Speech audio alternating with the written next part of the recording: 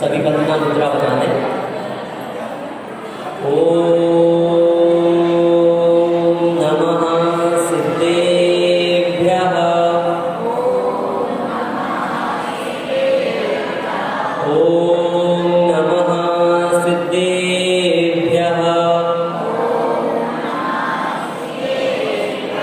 ओम नमः सिद्धेभ्यः। नमो हरिहन्ताणं नमो सिद्धाणं नमो आयरीयाणं नमो वज्रायाणं नमो लोये सर्वसाविणम्। आशीष हाथ गुरु का जब से मिला है, संतोष का कमल जीवन में खिला है। निर्दाम ही मिल रही मुझको सुवस्तु, मैं बार बार करता गुरु को नमोस्तु। मैं बार बार करता गुरु को नमोस्तु। मैं बार बार करता गुरु को नमोस्तु। बोले पंच परमेश्वरी भगवान की, मुन्ने 108 पार्श्वनाथ भगवान की, सुपार्श्वनाथ भगवान की, भगवान के गर्भ कल्याणक महामहोत्सव की, दशलक्षण महापर्व की, उत्तम आर्जव धर्म की, आचार्य विवेक सर विद्यासागर जी महाराज की, परम पूज्य मुनि कुंवर शेख सर सदासागर जी महाराज की, अढ़ाई दीपस्थ समस्त महाविद्यालयों की। आज तृतीय दिवस पर हम आ चुके हैं, अर्थात 2 दिवस बीत गए। कौन कौन से? एक तो उत्तम क्षमा और उत्तम मार्दव। प्रथम दिवस हमने जाना कि किस प्रकार से क्रोध का परित्याग करके हमें क्षमा को प्राप्त करना है, और द्वितीय दिवस में मान का मर्दन करके किस प्रकार से माधव धर्म को अंगीकार करना है। आज तृतीय दिवस उत्तम आर्जव का दिन। इस दिन हमारे लिए अपने जो कुटिल भाव हैं, कुटिल परिणाम हैं, उनका त्याग करना है। आर्जव, इसकी परिभाषा क्या है? तो कहा ऋजुर भाव आर्जवम, अर्थात ऋजुता का भाव, सरलता का भाव ही आर्जव धर्म है। आचार्य पूज्यपाद स्वामी सर्वात सिद्धि जी में कहते हैं, योगस्यावक्रता आर्जवम, अर्थात योगों की अवक्रता ही आर्जव है। अवक्रता अर्थात योग जो है कितने प्रकार के होते हैं? 3 प्रकार के। एक तो मन, वचन और काय। इन तीनों में अवक्रता अर्थात एक रूप बना होना, यह क्या है? यह आर्जव धर्म है। अब माया क्या है? माया का फल क्या है? माया है जो योगों की वक्रता है। योगस्य वक्रता क्या है? वह है माया, अर्थात योगों में वक्रता का होना, मन में कुछ होना, वचन में कुछ होना और काया में कुछ होना। यह क्या है? यह माया है। इसे कुटिल परिणाम कहते हैं। इसका फल आचार्य उमा स्वामी जी तत्वासूत्र जी के 6वें अध्याय के 16वें सूत्र में कहते हैं, माया तैर्ययोनस्य, अर्थात मायाचारी करने से त्रयचारु का आश्रव होता है। क्यों होता है? क्योंकि जो मायाचारी है, इसको करने वाला जीव अपने भावों को इतना विपरीत बना लेता है, इतना दूसरों के प्रति कठोर हो जाता है कि उसे भी उस प्रकार के दुखों को सहन करना पड़ता है। इसी अध्याय में आचार्य भगवंत कहते हैं, योगस्य योग वक्रता विषपालनम च सुभस्य नामनः, अर्थात योगों की वक्रता से तथा योगों के परस्पर में विषपालन से क्या होता है? अशुभ नाम कर्म का आश्रव होता है। अशुभ नाम कर्म, यह तो क्या हुआ? यह मायाचारी का फल हुआ। हम देखते हैं छोटे छोटे से कार्यों में हम मायाचारी करने लगते हैं। बालमन तो मायाचारी वाला होता नहीं है, क्योंकि हम देखते हैं जब स्कूल जाते हैं, बालक जब स्कूल जाता है तो क्या करता है? प्रथम पीरियड लगता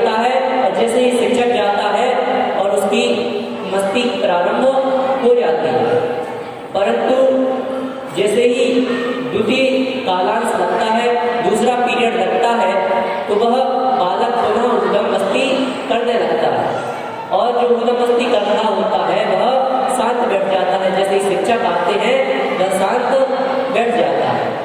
यह क्या है?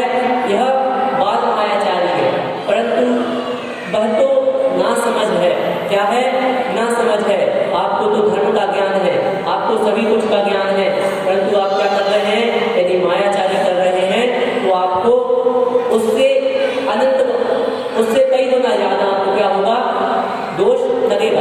क्योंकि पंडित टोडरमल जी ने कहा, जे ऊंचा नाम धराए, क्या कहा? जे ऊंचा नाम धराए नीचा काम करे ते महापापी होए। क्या कहा? जे ऊंचा नाम धराए नीचा काम करे ते महापापी होए। याद रखना, जो व्यक्ति अपने आप को ऊंचे पद पर बैठाले हुए है या उसे उच्च पद प्राप्त हुआ है, क्या है? ऊंचे पद पर बैठा हुआ है, यदि वह व्यक्ति निम्न कार्य करता है, नीच कार्य करता है, तो उसे क्या है? महापाप का बंध होता है। यह बिल्कुल सत्य बात है। क्यों? क्योंकि जो छोटे व्यक्ति होते हैं, परंतु जी सुधा सागर जी कहते हैं कि एक श्रावक साधारण श्रावक है, उसे जो जैन नहीं है उससे अनंत गुना ज्यादा पाप का आश्रम होगा।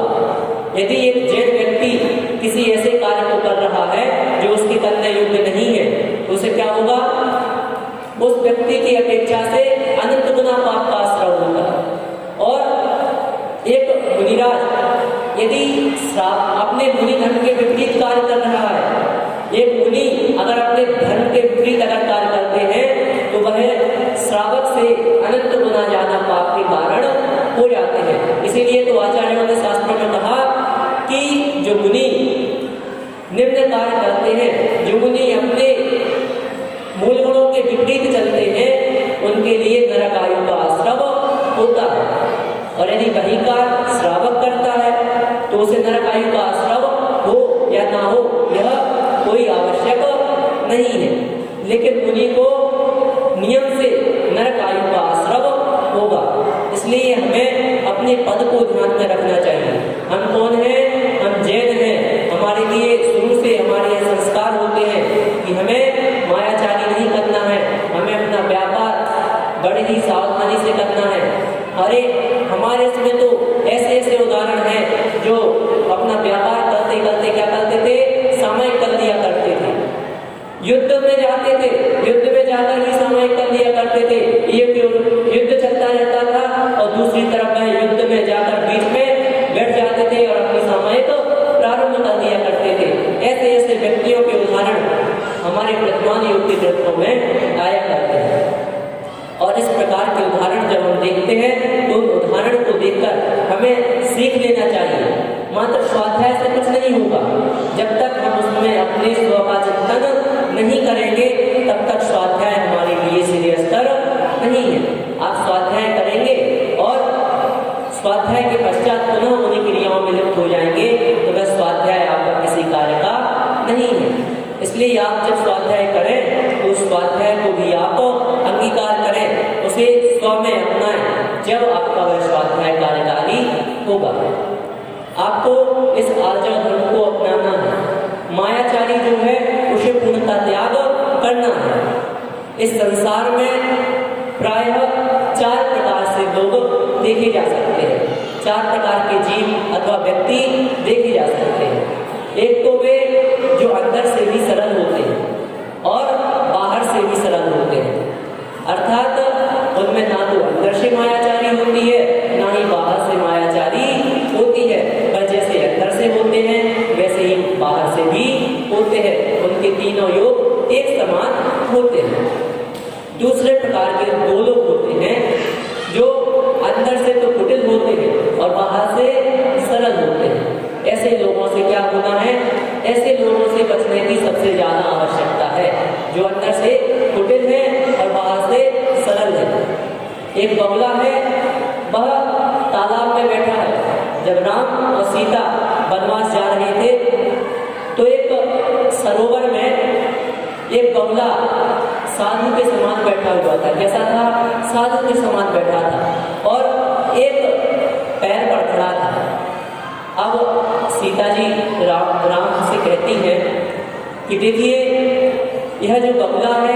यह किस प्रकार से अपने एक पैर पर खड़ा होकर तप कर रहा है। तब राम कहते हैं यह तप नहीं कर रहा है, इसके अंदर कुटिल भाव है।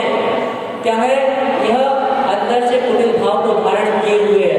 यह मन में सोच रहा है कब कोई शिकार आए और मैं उसका शिकार कर लूं। तो यह क्या है?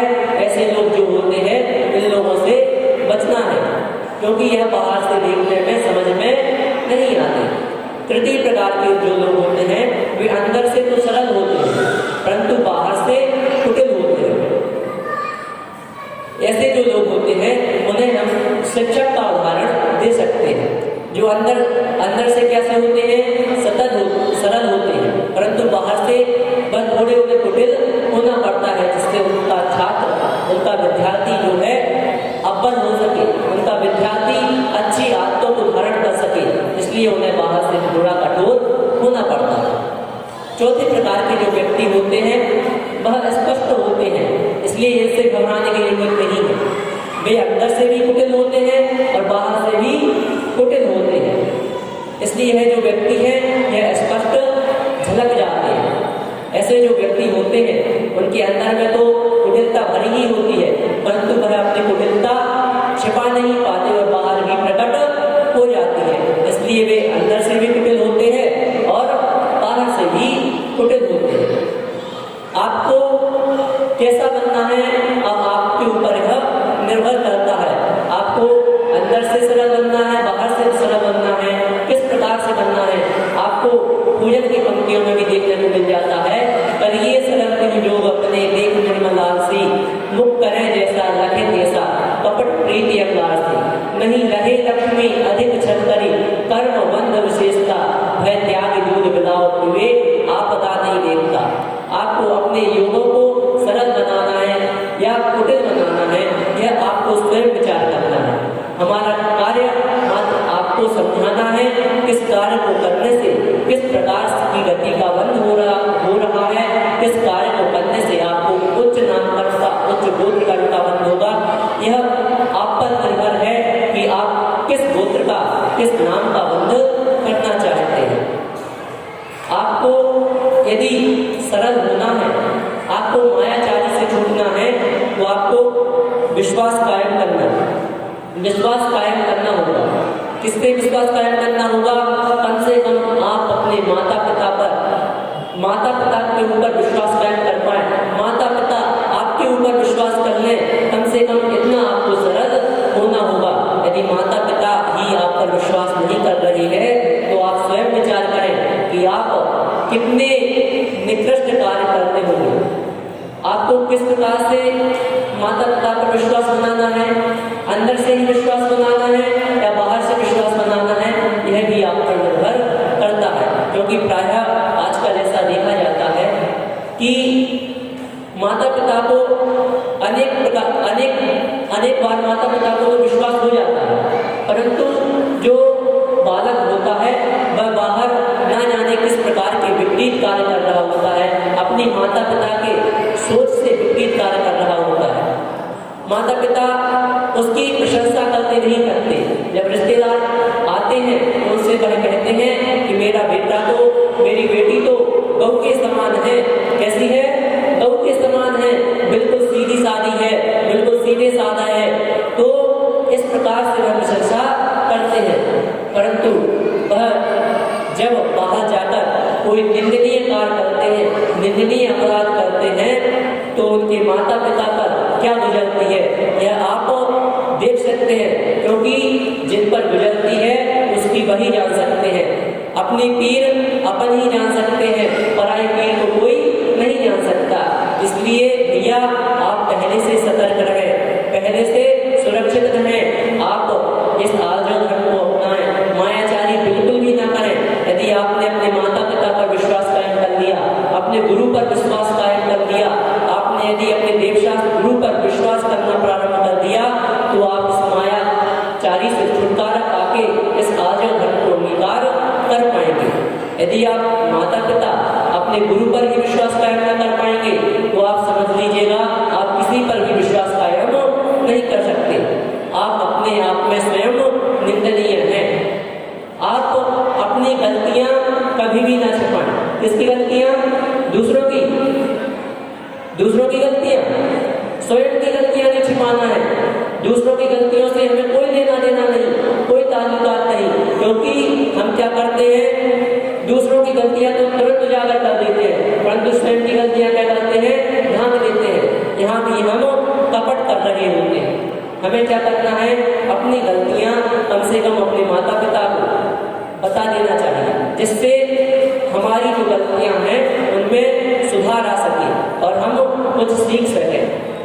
यदि कोई हम ऐसी गलती कर देते हैं जो धार्मिक गलती है, तो उस गलती को हमें अपने मुनिराजों के पास जाकर, अपने आचार्य के पास जाकर बता देना चाहिए, जिससे हम उनसे प्रायश्चित प्राप्त कर सकें और प्रायश्चित प्राप्त करके हम उस गलती को सुधार कर आगे ना दोहराने का प्रयत्न कर सकें। इसलिए हमें कभी भी अपनी जो गलतियां हैं, अपनी बुराइयां हैं, उन्हें नहीं छिपाना चाहिए।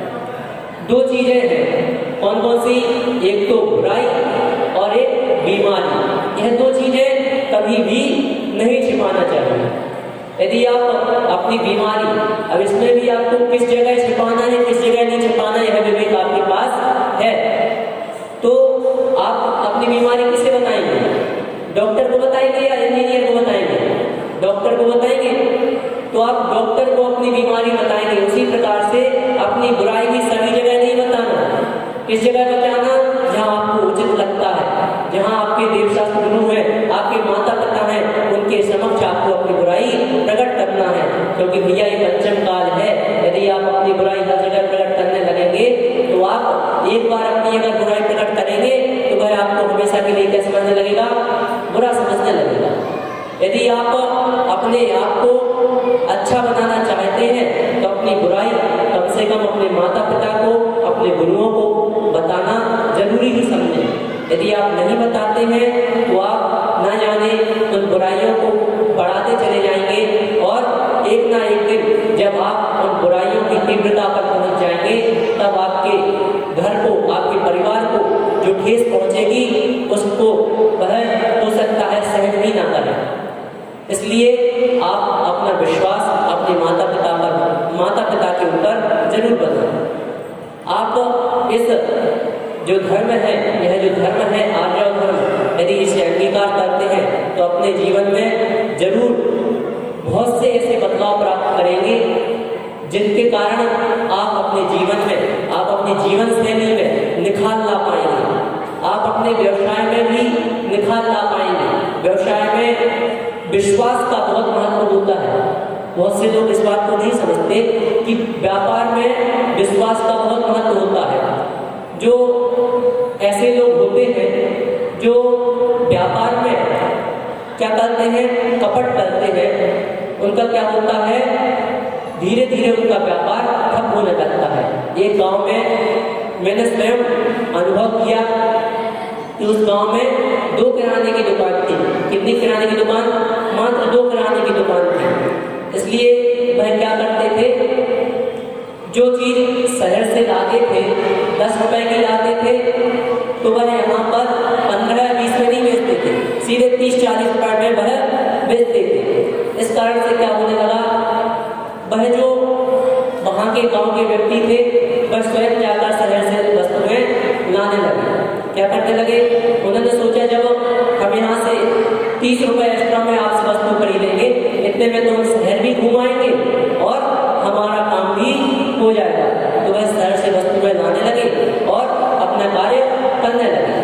परंतु जब उनका जो व्यवसाय था वह ठप होने लगा, तब उन्हें समझ में आया कि हम किस प्रकार से मायाचारी कर रहे थे। तो हमें व्यवसाय में भी इस आर्जव धर्म की महती आवश्यकता होती है। व्यवसाय में भी इस आर्जव धर्म को हमें अंगीकार करना होगा। यदि आप कोई अच्छे से अच्छा कार्य करते हैं तो भी वह आप किसी न किसी को बताकर जरूर करें। आप अपने माता पिता को जरूर बताएं, क्योंकि हो सकता है उस अच्छे कार्य में भी कुछ बुरा होने वाला हो। और माता पिता को इतना अनुभव होता है, इतनी अपने जीवन से उन्हें अनुभव प्राप्त हो चुका होता है कि वह आपको उस कार्य को करने ना करने के प्रति सचेत कर देगी। इसलिए आप हर बात को एक व्यक्ति आप अपने जीवन में ऐसा बनाएं, हो सकता है कोई अपने पिता को बताने में संकोच करे तो कम से कम माता को उस कार्य का पता होना चाहिए कि आप किस प्रकार का कार्य कर रहे हैं। यदि आप किसी को भी इस संबंध में नहीं बताते हैं तो समझ लीजिए आपका निश्चित एक दिन किसी न किसी प्रकार से बुरा होने वाला है। यदि आप किसी के पास कोई वस्तु देखते हैं तो उसे आप पाने की इच्छा बिल्कुल मत रखें, क्योंकि यह जो वस्तु पाने की इच्छा है यहीं से आर्जव धर्म का विनाश होना प्रारंभ हो जाता है। आपने किसी के पास कोई वस्तु देखी, किसी गुणवान के पास कोई अच्छा गुण देखा और उसे प्राप्त करने की इच्छा से आप उसे जलन की इच्छा से, उसे नीचे गिराने की इच्छा से आप क्या क्या कार्य करते हैं, यह जो करता है उसे स्वयं पता होता है और वह जिस प्रकार के कार्य करने लगता है उन प्रकार के कार्यों को करने से उसे निम्न गोत्र का, निम्न आयु का आश्रव होता है। इसलिए भैया आपको क्या करना है, आपको कभी भी यदि आप किसी के पास धनवान व्यक्ति को देखें, ज्ञानवान व्यक्ति को देखें अथवा किसी भी प्रकार से अपने से श्रेष्ठ गुणवान व्यक्ति को देखें तो आप क्या करें, उससे जगत के भाव मत रखें, उससे सीखने के भाव रखें। उससे वह वस्तु जो धनवान व्यक्ति है उसके पास यदि गाड़ी, बंगला, कार आदि है तो उससे वह वस्तु प्राप्त करने की इच्छा न रखें। उससे क्या करें, अगर आप उससे प्राप्त करने की इच्छा रखते हैं तो आप क्या हैं, नौकर हैं, दास हैं, क्योंकि जो प्राप्त करने की इच्छा रखता है वो कौन होता है, दास होता है, नौकर होता है। जब कोई पूर्व समय में जब राजाओं का शासनकाल चलता था तो कोई भी व्यक्ति जाता था तो वह किस अपेक्षा से जाता था, दास की अपेक्षा से, मांगने की अपेक्षा से जाता था और वह दास कहलाता था और उसे राजा क्या का पालन करना होता था। जबकि हमारे मुनिराज जो हैं, हम जो हैं दास नहीं है।